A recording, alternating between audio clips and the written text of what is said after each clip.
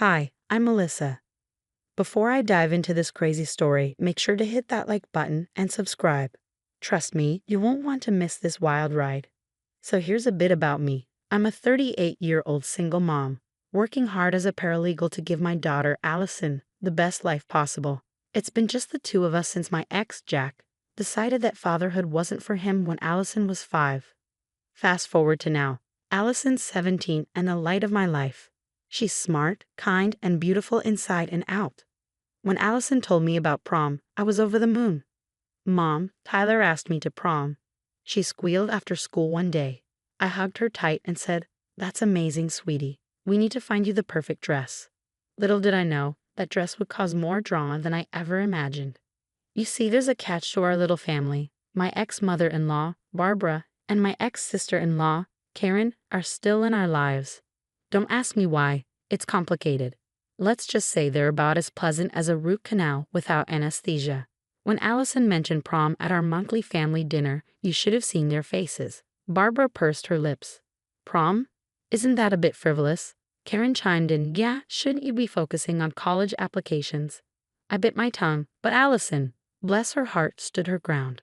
"I can do both, Aunt Karen. I'm excited about prom." The tension was thicker than Barbara's infamous meatloaf. Later, while dress shopping, Allison found this gorgeous blue gown that made her eyes sparkle. "Mom, it's perfect," she gushed. I checked the price tag and winced. It was steep. But seeing Allison's face, I knew it was worth it. "You're going to be the belle of the ball, sweetie," I said, swiping my credit card.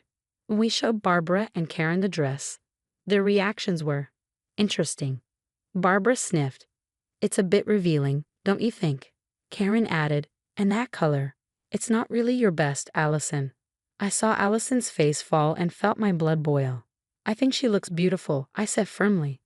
Over the next few weeks, Allison was all about prom prep. She and her friends were constantly chatting about corsages, limos, and after parties. But every time Barbara or Karen were around, they'd make these little digs. "You're not wearing heels, are you? You'll tower over poor Tyler," Karen would say. Or Barbara would chime in with, "I hope you're not planning on staying out too late. It's not ladylike." I tried to shield Allison from their negativity, but I could see it was getting to her. The night before prom, Allison was a bundle of nerves and excitement.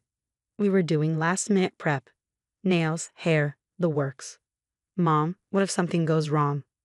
Allison fretted. I squeezed her hand. "Nothing's going to go wrong. Tomorrow's going to be perfect." As I hung up Allison's dress, making sure it was wrinkle-free for tomorrow, I had no idea of the storm that was about to hit. Sometimes the people you think you can trust are the ones you should watch out for the most. I had to run to the store for some last-minute items. Hairspray, bobby pins, you know the drill. Barbara and Karen offered to come over and help Allison with some final preparations. "That's so nice of you," I said, surprised by their sudden enthusiasm. As I left, I saw them heading upstairs with Allison. I should have trusted my gut feeling that something was off, but I pushed it aside, wanting to believe they were finally coming around. Little did I know, that decision would lead to a night I'd never forget, and not in a good way. I rushed back from the store, excited to surprise Allison with her favorite snacks for our prom prep night. As I pulled into the driveway, I noticed Barbara and Karen's cars were still there. Weird. I thought they'd be gone by now. I quietly entered the house, hearing hushed voices, and was that the sound of scissors. My heart started racing as I crept up the stairs. Nothing could have prepared me for what I saw when I pushed open Allison's bedroom door.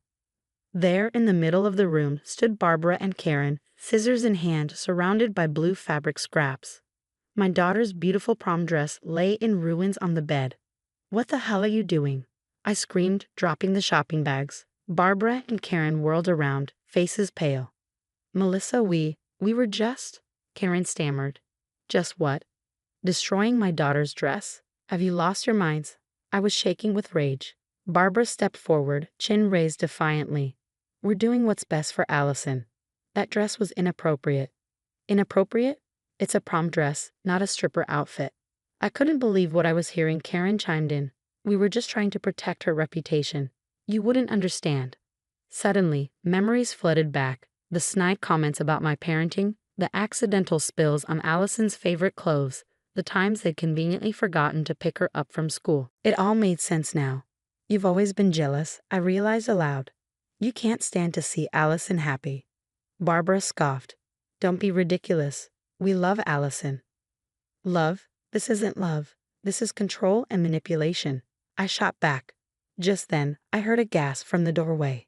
Allison stood there, eyes wide with horror as she took in the scene. My dress, she whispered, tears welling up. I rushed to her side, pulling her into a hug. Oh, sweetie, I'm so sorry. Allison broke down, sobbing. Why would they do this? Grandma, Aunt Karen, how could you? Barbara had the audacity to look offended. We were trying to help, dear. That dress was much too revealing. Get out, I growled, my voice low and dangerous. Get out of my house right now. Karen tried to protest, but we were just. Out, I roared, pointing to the door. As they scurried out, I turned my attention back to Allison, who was still crying. What am I going to do, Mom? Prom's tomorrow, and my dress is ruined. I held her tight, my mind racing. How was I going to fix this? The dress shops would all be closed by now. We'll figure something out, sweetie, I promise, I said, trying to sound more confident than I felt. As I comforted my heartbroken daughter, I knew one thing for certain. Barbara and Karen weren't going to get away with this. They'd finally gone too far, and it was time they faced the consequences of their actions. But first things first, I had a prom dress to magically produce in less than 24 hours. Talk about a mother's worst nightmare. As Allison finally drifted off to sleep, exhausted from crying, I sat at the kitchen table, my mind racing. This wasn't just about a ruined dress anymore. It was about years of manipulation and cruelty. I picked up my phone and dialed Jack, my ex. We need to talk. It's about Allison. 30 minutes later, Jack was at my door, looking concerned. What's going on, Melissa? I filled him in on everything, and his face grew darker with each word. I can't believe my own mother and sister would do this, he said, shaking his head. Believe it. And it's not just this. Remember when Allison didn't get invited to Karen's kids' birthday parties? Or when Barbara accidentally spilled wine on her graduation dress? Jack's eyes widened. You think those were intentional? I know they were, and we're going to prove it. We spent the next few hours calling friends and family, piecing together a pattern of Barbara and Karen's behavior. The stories came pouring in. My friend Lisa chimed in. Remember when Barbara told everyone Allison cheated on that math test? I knew that wasn't true. Jack's cousin Tom added. Karen once told me Allison was spreading rumors about my daughter. I should have known better than to believe her. By morning, we had a list of incidents spanning years. It was time to call in the big guns. I reached out to my old college roommate Sarah, who was now a hotshot lawyer. Sarah, I need your help. We met at a cafe where I laid out everything we'd uncovered. Sarah whistled low. This is some serious stuff, Melissa. We're talking harassment, defamation, maybe even destruction of property with the dress incident. What can we do? I asked. Well, legally we could pursue charges, but given its family, there might be a better way to handle this. That's when the idea hit me. The annual family reunion was coming up in 2 weeks. Everyone would be there. Sarah, what if we expose them in front of the whole family? A slow smile spread across Sarah's face. Now that's an idea I can get behind. Let's plan this out. Over the next few days, while helping Allison prepare for prom, thank God for 24-hour tailors and my emergency credit card, we put our plan into motion. We gathered photos, screenshots of texts, and even security camera footage from my house showing Barbara and Karen with the destroyed dress. Jack reached out to extended family members, subtly ensuring everyone would attend the reunion.